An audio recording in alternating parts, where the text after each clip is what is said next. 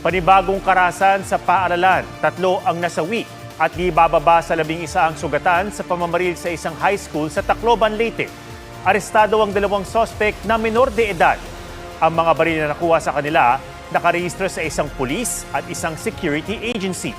Nagutos na ng investigasyon si Pangulong Bongbong Marcos. Mula sa Tacloban City, may live report si Rafi Tima. Rafi. Atom, hawak na ng DSWD ang 2 minor de edad at estudyanteng sospek dito sa pamamaril sa San Jose National High School matapos agad na maaresto pagkatapos ng insidente.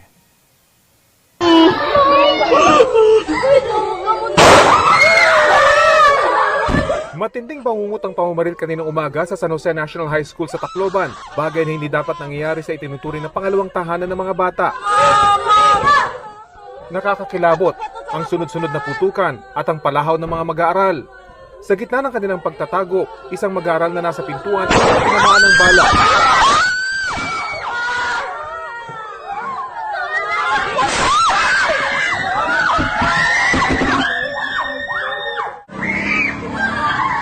Ramdam sa labas ang takot sa gitna ng takbuhan ng mga mag-aaral. Ang isa, may buhat-buhat na estudyante. Pinara ng mga tao ang ilang motorista para maisakay ang biktima.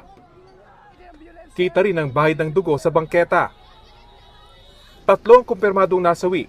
Ang isa sa kanila, nakita na lang ng kanyang ina sa isang sasakyan. Mag-relax lang na ako kay kasari ko diri akong anak may patay ko nung ada. Tapos may nagyakan it ginascribe it ko kurong an buhok tas payat. Amo nga nagkuan na ako.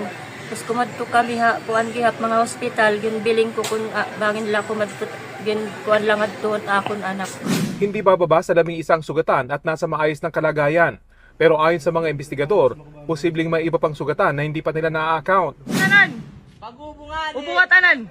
2 minor de edad ang suspect, si alias Nash, grade 9 student na 14 anyos, nahuli sa loob ng paaralan. Si alias Rod naman, grade 10 at 15 anyos, na aresto sa hot pursuit operation. Nakausap ko ang ina ng 2 estudyante sa paaralan na nasa katabing kwarto lang kung saan namaril ang 2 suspect. Yung mas bata po, nagmaskara daw, nag-face mask. Pero yung mas matanda na 15 years old, walang takip ang muka. Yung mga anak ko sumakit yung ulo ng bunso kasi sa aligaga kanina. Nakausap ko rin ang isang guro sa paaralan na nakaligtas sa karahasan. Parang ganun-ganun siya tapos automatic po. Nang makita niya ako, pinutukan niya agad ako. As in, around 3 meters or 4 meters lang yung distance namin. Saglit lang, labas siya. Next room agad, putok ka na naman.